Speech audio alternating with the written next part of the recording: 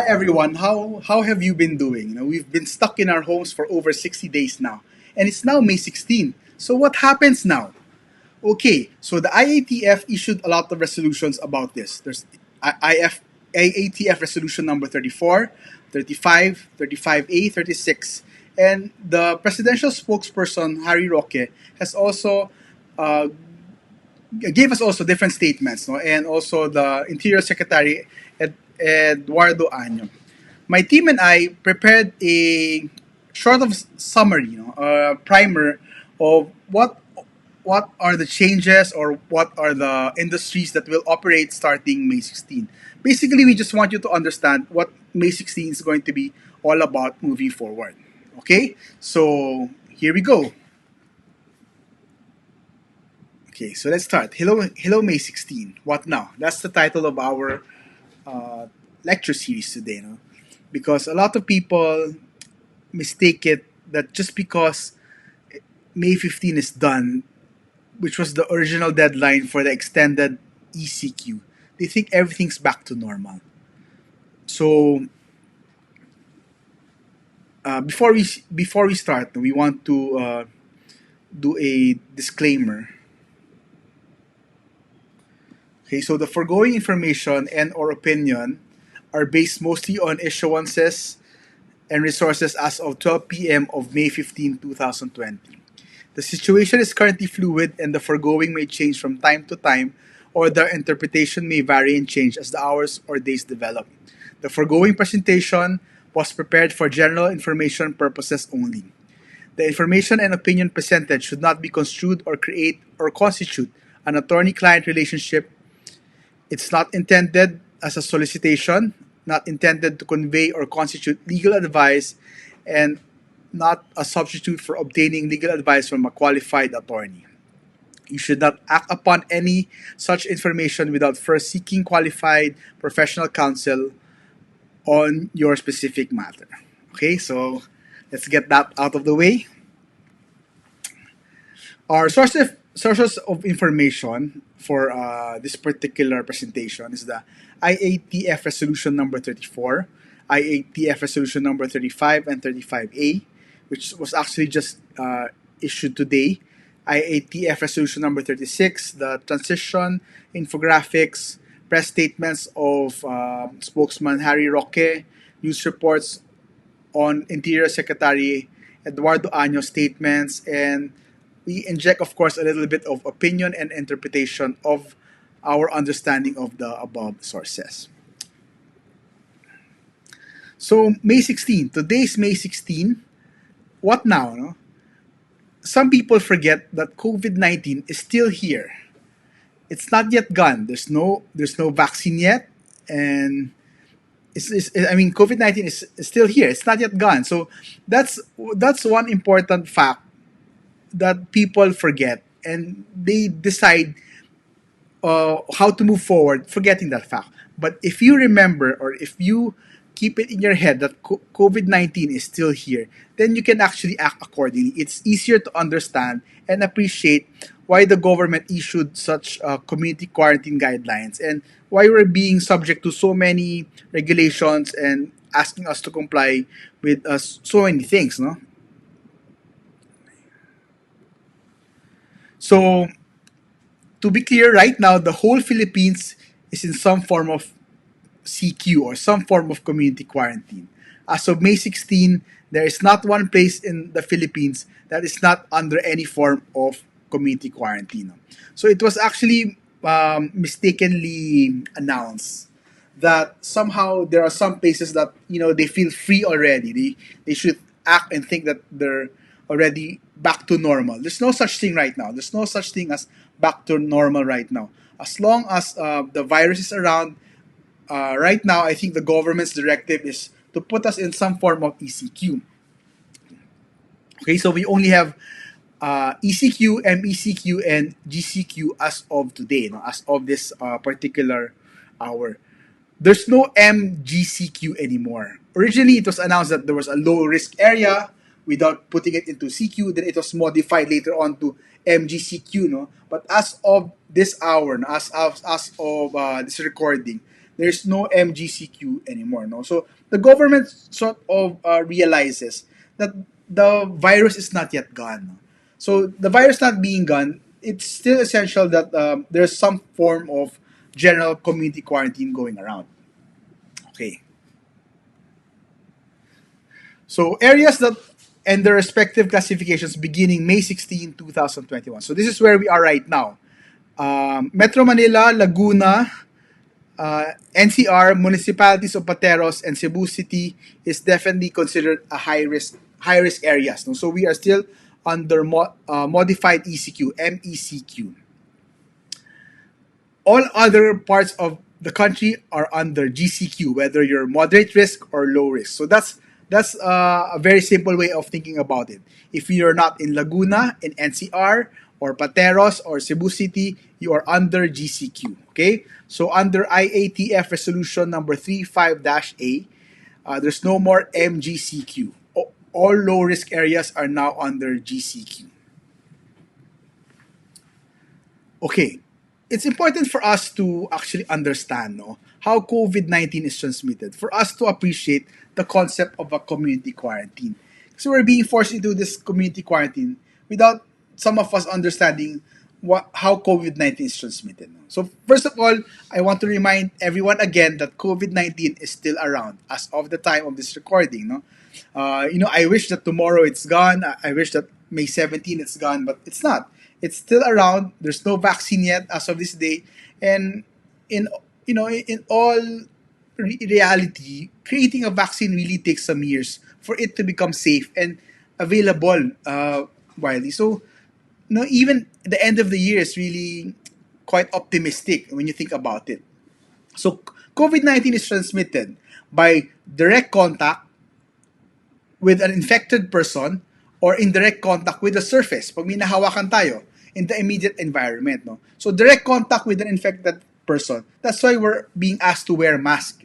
Diba? Whether you're infected or not, so that you do not have direct contact with an infected person. That is also the reason why we're practicing social distancing. Diba? Because as much as possible, you don't want to go near an infected person. The next is you can also acquire it by indirect contact by touching something that an infected person has touched. No? So some say it's a metal, it lasts for hours. So wood and plastic, it lasts for hours. So even if you didn't see the person that is infected, but he touches something that you touch later on, then you can actually get infected. So how is this relevant in our discussion for community quarantine? No? The purpose of community quarantine is that it restricts movement. It was created by the government to restrict our movement so that it lessens yung human-to-human contact. If we restrict movement and lessen human-to-human contact, we lessen or prevent any direct or indirect contact, and we then prevent the transmission of the virus. Why is it important to discuss the purpose of community quarantine?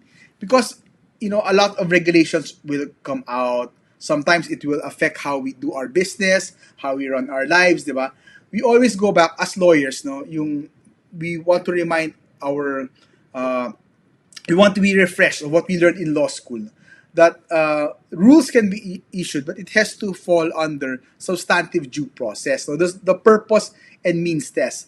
The means by which something is carried out should be sufficient, or should be just enough for the purpose that it is established. So I am establishing now the purpose of the community quarantine. So when we interpret the rules later on, we always go back to why it was made, why we have the community quarantine. Okay. So since COVID is still around, it's still here, there's no vaccine yet, then community quarantine will stay. So I just want to remind everyone, community quarantine is here because COVID is still here. Let's not forget that. It seems so obvious, but actually some people feel that, after May 15, May 16 na, party na, di ba? Wala nang COVID, but COVID is here to stay. Okay, so the government gave us 3 or 4 resolutions, no? Sobrang daming gagawin, and there's a lot of infographics, there's a lot of information coming in the last few days, no? There's no way for us, it's very hard to memorize anong bawal, anong pwede, what is allowed, what you cannot do. I've been a teacher, for over 10 years now, and I'm also not very good in memorizing things. No? So I always tell my students, or I always try to teach my students and even my clients, that in understanding a concept, let's try to simplify it. Parang you just make it easy to guess, di ba? Parang this is a simple guideline that we can share with you how you can guess what is, and parang how you can guess what are the guidelines, so how you can remember the guidelines on what is allowed and what is not allowed during the MECQ, ECQ, and GCQ. Okay? So first of all, the most important thing is knowing what is not allowed. Para alam mo yung bawal, hindi ka mapahamak, no? Know what is allowed. So general rule on what is not allowed is that leisure, amusement, and things that are not essential are generally not allowed. Kasi parang happy-happy lang yan because of the seriousness of COVID-19 right now. There are some things that we can forgo, no? So basically, if it's leisure, amusement, and not essential, then it's something that maybe we can just push aside, no, in the a little bit in the remote future, no, or near future even, no. Then if physical contact is unavoidable for a particular activity, that is something that most probably will not be allowed in any community quarantine setup, no. And if it's a possible risk to children, definitely the government, as much as possible, will not try to risk it, no. So pag possible risk to children, most likely think that it's not allowed, no. So yan yung ano. Those are the simple guidelines, no. If it's for leisure, amusement, diba? Yan. Very basic guidelines, no. So what are expressly not allowed in any CQ at the moment? In any, whether if it's MECQ, ECQ, or GCQ, ito bawal talaga ito nga right now. Barbershops and salons. No? Maybe because, it's impossible to cut your hair remotely, diba? Wala pang Bluetooth na gupit. So, kailangan ka hawakan. So, pag kailangan ka hawakan, there's direct contact, possible transmission of COVID. Gyms, fitness studios, and sports facilities. Maybe because sa gym, saka fitness studio, pwede ka mag-spread ng, if it's indoor sports facility, there's a possibility of contact, tapos yung droplets from pag humihinga ka, di ba? Pag exhale, inhale ka, heavy breathing, lumalabas yung laway, pwede lumipad, matalsikan kaya bawal yan. Basically because we're trying to avoid transmission. So again, entertainment industries, as we said a while ago, amusement and leisure, we can actually just delay it a little bit, sacrifice ng konti, just so to avoid, people getting together and avoiding those social contacts. So cinemas are not allowed, theaters are not allowed yet, maybe because masyadong dikit-dikit pa. Karaoke bars are not allowed. In my opinion, it's not stated here, but I would think na mga indoor na bars, no, is not allowed. As long as it's for entertainment and it will encourage a little bit of social interaction, just assume that it's not allowed in the meantime, no. So mga KTV bawal din, di ba? So kid amusement industries, but they're trying to protect the children also. So yung mga playrooms, yung mga rides, yung mga bouncing balls, di ba? Yung mga ganyan, wala muna kasi actually dati pa lang wala pang COVID. Every time magpuntang yung mga anak ko sa party sa mga ganyan, hahawa na sila sa lagnat, sipon, what more now, no? With COVID. And the news recently are coming out with examples or of kids, getting sick also. Before, akala natin kids don't get sick, but you don't want to risk it. No? If you're also a parent, you don't want to risk it. Libraries, archives, museums, and cultural centers are also excluded. Anything to do with travel right now, medyo restrictive. No? So tourist destinations, water parks, beaches, travel agencies, and those that will facilitate yung travel will also not be allowed. Kasi nga, medyo yung air travel is also restricted. Diba? So they don't want people moving around. That's how COVID spread anyway. Personal care services. So massage parlors, sauna, facial care, waxing, etc. So I didn't know, pag ganyan. So mga kaibigan ko na mahilig mag-massage parlors, bawal na, no? Bawal muna kayo mag-sauna saka massage parlors, no?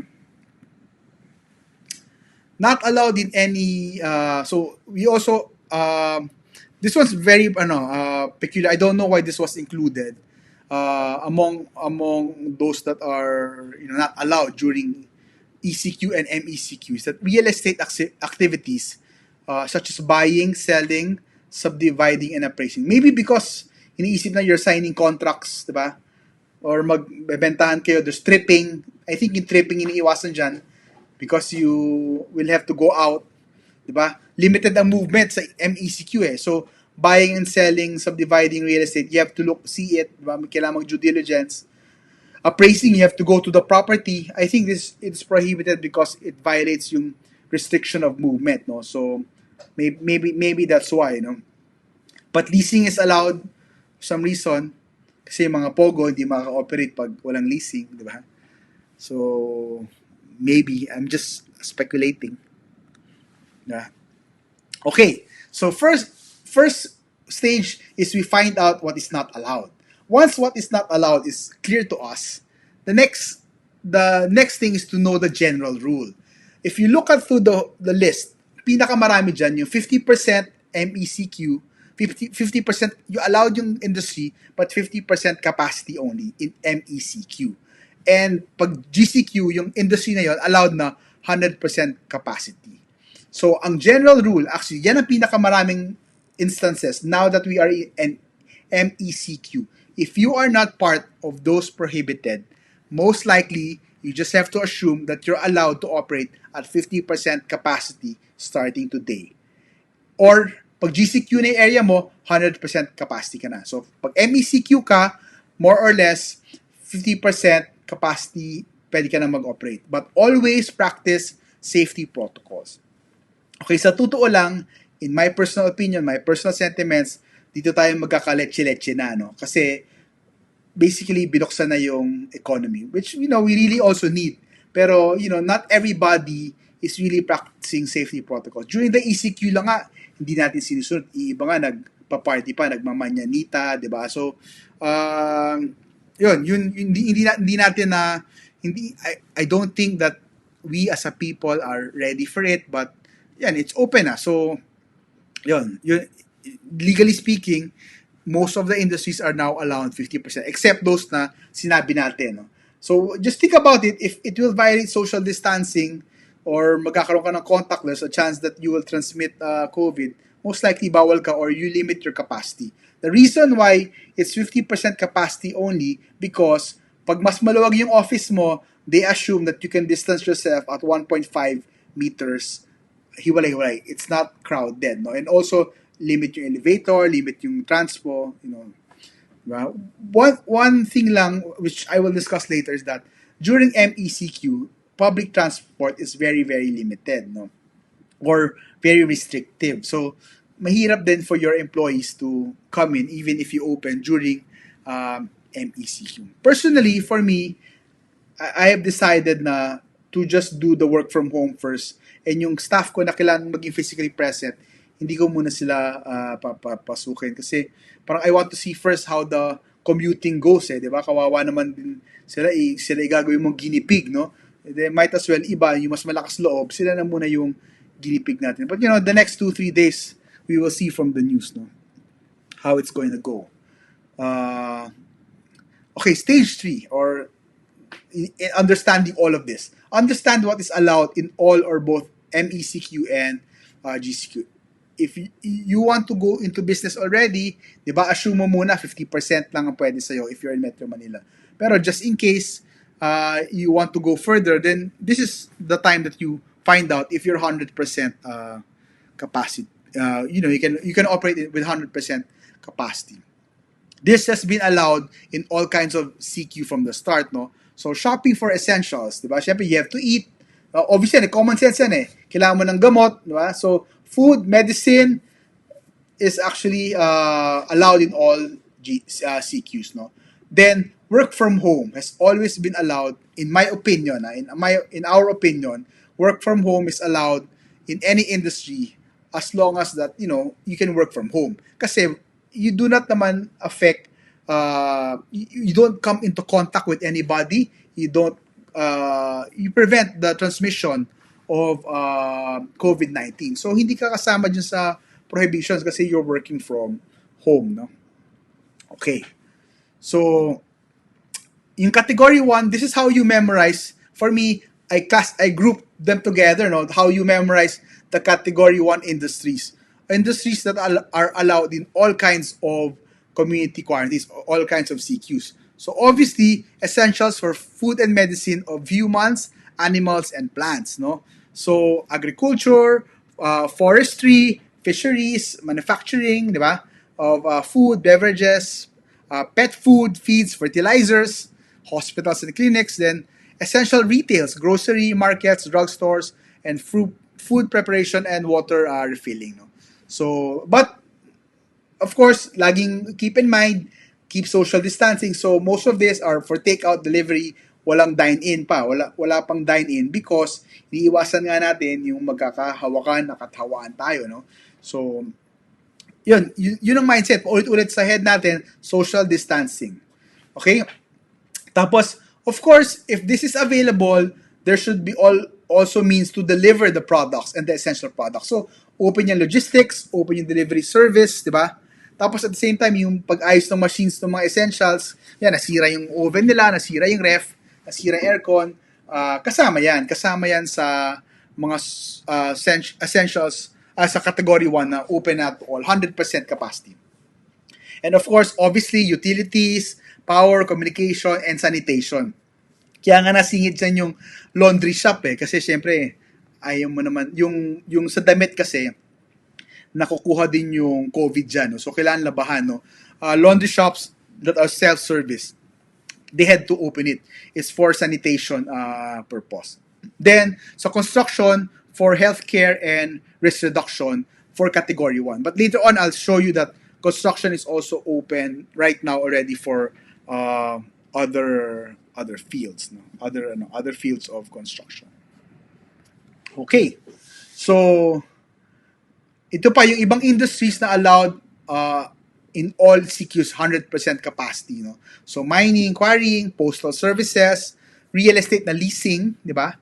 Rental and leasing ng equipment and computer repairs, housing service, e-commerce for essential products only, as para sa ECQ. But later on, I'll show you sa MECQ and GCQ allowed na ang e-commerce for other products. So BPOs, as long as it's work from home, on-site, or near-site, meron kang shuttle, export-oriented industry, also with the same classification or qualifications. Basically, ganun pa rin kasi we're observing social distancing, di ba? So definitely, banks cannot be closed, yung mga microfinance, anything about money has to be open, kung hindi, mahirapan tayo, di ba? Tapos, recruitment activities, so employment is still allowed, pero subject to social distancing din dyan. Kasi, syempre, people are trying to also look for jobs, no? Then, of course, special accommodations for healthcare OWs and, all the similar industries, no? Okay. So, in this other industries allowed in all CQ. So, any industry, in my opinion, that can be done via work from home without having to physically operate or open the workplace should be allowed, no? Kasi kailangan din mag-move ng economy, no? The government is trying to balance na hindi ka mahawa, but at the same time, hindi tayo magutom, no? So, for me, I always advise my clients, no? If magagawa mo na hindi ka magugutom, na hindi ka makadagdag sa paghawa, go ahead, no? Malulusot natin yan, no? Or, magagawa natin ng paraan yan. Basta, work from home, work from home. And huwag ka makahawa. Yun lang importante. Diba? Industries allowed 100% capacity and in MECQ and GCQ is cement and steel. Kasi nga, construction is coming back, diba? So, yung mga infrastructure, kailangan niya ng cement and steel. Then, e-commerce in general is back kasi, people need their supplies. We've been out for 60 days and we also need money to start moving around. No? We need to make the economy run. No? That's what they're saying. No? Okay, so we're almost done. Special cases and issues. We just discussed this for a while. So construction, of course, construction is very close to my heart. No? I have to discuss it a little bit. No? Construction is already allowed under MECQ for priority projects, which includes food production, agriculture, fishery. Obviously, kung ano yung pinayagan sa Category 1, if kailangan ng construction to address that, dapat payagan, diba? So, utilities, housing actually is very, very broad, no? Yung housing, pasok dito ang subdivision saka residential condominium. So, yung mga projects ng may residential condominium, pwede na kayo magsimula dahil you are a priority project because nga of housing also. Diba? So, yung for BPOs, pag yung ginagawang building, magiging irerentahan ng BPO later on, pwede mo siya ipasok ngayon sa priority project. Of course, essential, yung mga construction for essential projects, given na yan. Dapat yan talaga buksan. No? Okay. Another special issue is transportation. So, binuksan nga yung pero, transportation is tricky because dyan magkakahawaan eh. When you commute, dikit-dikit kayo, di ba? Pipila. So, they're very, very careful about that. No? During GCQ, pag GCQ stage ka na, all are allowed, but again, still with limited load factors and safety protocols. We'll probably discuss that in another episode. But more or less, to make it simple, yung driver dapat walang katabi, and all other rows dapat maximum of 2 people, tas alternate, diba? Laging, kunyari, 3 rows ka, alternate, hindi pwedeng diba? Yun ang dyan. Just, the idea of all of this is that dapat hindi ka makatransmit ng droplets mo or hindi ka masyado malapit. Diba? Yung droplets, may projectile yan, may certain 1.5 meters ata, no? So, try to keep that distance, even inside a vehicle. Okay? So, transport allowed in MECQ, no? So, public transport is already allowed starting today. Private transport, company shuttle, personal vehicles, bike, motorcycle, e-scooter. Pwede na yan ngayon during MECQ pero bawal yan in ECQ. However, it is all subject to load restrictions and safety protocols. So, we'll discuss that in another lecture, no? But more or less, you just always think about social distancing, huwag ka matamaan ng droplets, ideally wala kang katabi. Yan. I know it's very hard for those taking public transport. So if you're an employer, you have to think about it. I know it's an extra expense, but you think about it. Kahit anong gagawin mong pag-iingat, pag yung employee mo sasakay ng jeep na maraming tao, na may mahawa, next day, lahat kayo at risk ulit. Every day at risk kayo. So kahit magpa-rapid testing ka pa ng lahat ng employees mo, pero 2 or 3 or 4 of them magko-commute, mag-jeep, di ba? Magbabas, mag-MRT, pipila, yung risk na mahawa, sobrang taas. So think of ways, no? Think of getting a dorm, think of malapit lang sila, or find a way na may private shuttle, di ba? This is being debated whether or not the government is requiring you to do that. My opinion that it is not mandatory, no? It is only, it's highly encouraged. And it's highly encouraged for very, very good reasons, diba? For very, very good reasons. Yan, parang all of the rapid testing that you will do for your employees doesn't make sense the moment na may isang mag-commute dyan, diba? So, you're wasting money on, if you do not think of that transportation issue. Okay? So, basically, that's for part 1. We hope we made it easy for you to understand. No? Basta, bottom line lang is, COVID-19 is still here. Do not forget that. Just think that you can get infected and lahat ito madali. Common sense na lahat yan. No? Try to stay distant, wear your mask, wear your protective gears. Okay, that is what we will talk about in episode 2, which is our discussion on the interim guidelines on workplace prevention and control of COVID-19 as issued by the DTI and the DOL. No? So, my partners and my associates, thank you for them for the research and for helping me fix my presentation. Follow us at Facebook, AQBLOS Facebook. We regularly share our memos.